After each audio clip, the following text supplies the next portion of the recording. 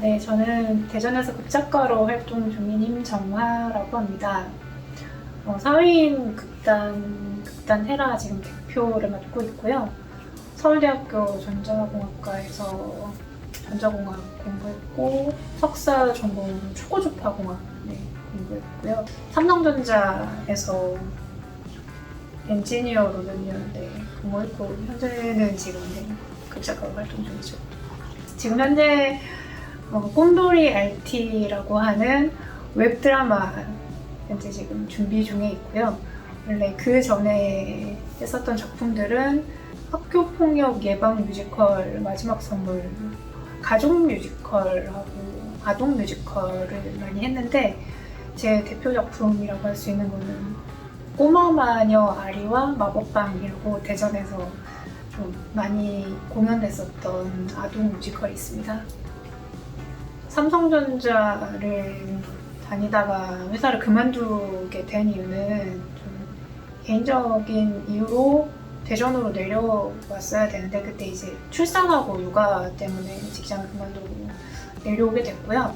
그리고 연극을 시작하게 된 거는 원래 옛날부터 연극을 하고 싶었는데 이런저런 일을 하고 공부하고 그러느라 못하다가 우연히 이제 사회인 극단 활동을 하기 시작하면서 그때 이제 연극을 시작하게 된 거죠. 제가 연기도 하고 공연 연출도 하고 이제 사회인 극단이다 보니까 사람들이 이제 같이 하는 그런 거였어요.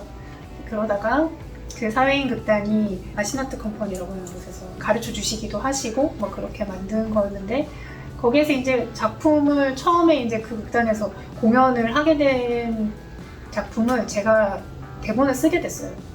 그러면서 아시나트 컴퍼니 극단 대표님께서 다른 작품을 좀 같이 작업을 하자고 그렇게 이제 제안을 하시면서 사실은 극작가로 일을 시작하게 된 거였어요. 그래서 아동 뮤지컬 대본도 쓰고 학교폭력 예방 뮤지컬도 쓰고 그런 작품들 이제 아시나트 컴퍼니하고 작업을 많이 했었고 그 이후에 이제 다른 단체들하고도 좀 작업을 하고 그러면서 지금 이제 현재는 이제 꿈돌이 RT 드라마 지금 작업을 하고 있는 중입니다. 사실 많은 분들이 공학 공부했는데 어떻게 글을 써? 이렇게 많이 물어보시거든요. 저는 제가 느끼기에는 극작이라고 하는 그런 글쓰기는 프로그래밍하고 좀 비슷한 부분이 좀 있는 것 같아요. 그래서 실제로 제가 작업을 할 때는 보통 이제 왜 프로그래밍을 하면 순서도를 그리잖아요. 어떤 일이 시작되고 어떤 이벤트가 일어나고 그 이벤트가 일어났을 때 어떤 상황으로 가고 다시 돌아가고 하는 어떤 그런 과정들을 거치는데 그런 생각의 흐름이라고 하는 게 극작을 하면서 이야기들을 풀어나가는 그 생각의 흐름과 유사한 측면이 좀 있는 것 같아요. 그래서 일이 완전히 공학적인 어떤 그런 일과 글쓰기라고 하는 것이 완전히 분리되는 부분은 아닌 것 같고요. 그리고 제가 아무래도 이제 과학이나 공학 관련되어 있는 부분의 지식이라든지 이제 일반적으로 그런 쪽을 공부하지 않으신 분들보다는 이해도가 좀 높다 보니까 지금 꿈돌이 RT도 SF물이라 과학 이야기를 많이 다루고 있기도 하지만 그 이전에 이제 과학을 소재로 하는 어떤 그런 공연들, 체험형 공연이라든지 그런 부분들에 있어서 이제 제가 작업을 할 때는 좀 저도 알고 있는 내용들이라든지 이해도가 좀 잘 이해할 수 있는 부분들이 있어서 좀 쉽게 작업할 수 있는 그런 부분이 있는 것 같고요. 그리고 가장 많이 도움이 되는 건 뭐냐면 공부하고 대학원에서 연구를 할 때 굉장히 많은 자료를 찾아봤거든요. 그게 이제 웹서핑도 있지만 어떤 책에서 있는 자료라든지 연구라고 하는 것이 원래 내가 생각해내는 것도 있지만 많은 자료 속에서 내가 원하는 타는 걸 찾아내야 되는 그런 일이기 때문에 그러니까 그런 훈련들이 제가 글을 쓸 때 필요한 것들을 찾아내는 자료를 찾아내는 그런 거에 굉장히 많이 도움을 주는 것 같아요. 관객들이 되게 좋아하시면서 보시면 그게 굉장히 보람이 있어요. 그러니까 어떤 경우에는 저 같은 경우에는 극을 쓸 때 제일 중요하게 생각하는 부분이 관객이나 아니면 시청자가 봤을 때 공감할 수 있는가, 내 이야기로 저거를 받아들일 수 있는가를 굉장히 중요하게 생각하거든요. 그게 내 이야기로 받아들여지는 순간 그 사람은 몰입할 수 있고, 내 이야기로 받아들여지지 않으면 몰입할 수 없다고 생각하는 편이에요. 그래서 어떤 이야기를 할 때 가급적 제가 그 상황에서 느꼈었던 감정이라든지 제가 그 상황에서 경험했었던 것들이 어땠나를 떠올리면서 글을 쓰는 경우가 많은데, 그런 이야기들을 꺼냈을 때 가끔 관객분들이 굉장히 그러니까 공감을 하시는 상황들이 있어요.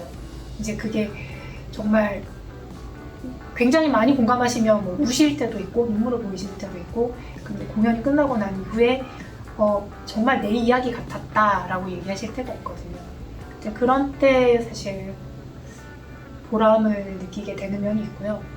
극작가라고 하는 사람 자체가 뭐랄까 이름이 나는 그런 직업이 아니다 보니까 가끔 없는 사람 취급당할 때가 있어요. 그러니까 어떤 작품을 했는데 내 작품을 갖다 썼지만 써놓고 내 걸 쓰겠다고 얘기도 하지 않고 쓰는 경우도 있고, 써놓고 나중에 작품이 올라갔는데 제 이름이 안 들어가 있는 경우도 있고, 그런 경우도 있거든요. 그게 이제 뭐 굉장히 인지도가 높으신 그런 작가님이면 그렇게 할 수 없겠지만, 저 같은 경우는 그렇게 유명한 작가도 아니고 제 작품이 유명한 것도 아니고, 그러다 보니까 그런 어찌 생각하면 좀 부당한 대우들, 그런 대우들 당할 때가 있어서 그럴 때는 좀 속상하기도 해요. 극작을 하시는 분들이 다 어떻게 생각하시는지는 잘 모르겠는데, 저는 제가 극작가로 하는 역할은 창작자를 돕는 역할이라고 생각해요. 창작자를 돕는다고 하는 게 사실은 공연은 연극 공연이든 뮤지컬 공연이든 실제로 관객들이 보는 공연을 만드는 분은 관객들이 보는 그 작품을 만드는 분은 연출이시거든요. 연출하고 배우분들이시잖아요. 근데 저는 이제 그 공연을 만드는데 어찌 생각하면 재료를 제공하는 사람이기는 하지만, 결국 최종적으로는 그 결과물을 만들어내시는 그분들이 좋은 결과물을 만들 수 있도록 이 이야기가 어떤 맥을 이어갈 수 있고 큰 흐름을 놓치지 않고 잘 만들어갈 수 있도록 그런 걸 돕는 사람이라고 생각해요. 마찬가지 영상물에서도 그걸 실제로 촬영하시고 총괄해서 어떤 보시는 분, 시청자가 보시는 걸 만들어내는 분은 감독님이나 연출이시기 때문에, 저는 그런 결과물들이 잘 나올 수 있도록 돕는 사람, 그렇게 만들어내서 돕는 사람. 네, 저는 제 포지션은 그런 역할이다라고 생각합니다. 내가 하는 이 일이 어찌 보면 사실 사람들이 그냥 한번 휙 보고 지나갈 수 있는 어떤 그런 거일 수 있지만, 가끔 그렇게 휙 지나가지만 그런 분들 중에 어느 한 분은 제가 쓴 작품에서 좀 작은아마 위로를 좀 받으실 수 있었으면 좋겠다.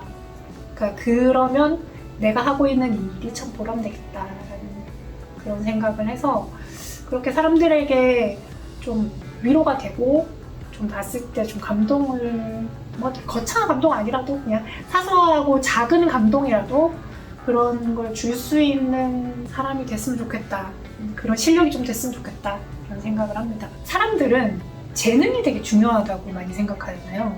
근데 저는 재능보다 중요한 건 그 사람이 그 일을 얼마나 지속할 수 있느냐, 그런 게 중요하다고 생각해요.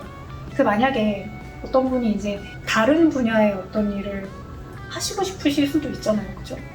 그러면 그 일을 시도하시되 한두 번 시도해보고 잘 안 되네, 포기하지 말으셨으면 좋겠다. 오래 하면 누구나 잘할 수 있게 된다. 내가 계속 하던 일이 아니라 다른 일을 시작하게 됐을 때 거기에서 부딪히게 되는 건 사실 굉장히 클 수 있거든요. 여러 가지 면으로. 그러니까 일 자체가 달라지는 면도 있지만 내가 만나는 사람들도 달라질 수 있고 내 자신의 어떤 한계에 부딪힐 수도 있고, 그렇지만 그런 순간에도 그 일을 계속 지속하고 그 일을 하는 곳을 향해 계속 가는 것, 그것 자체가 의미 있고 중요하다.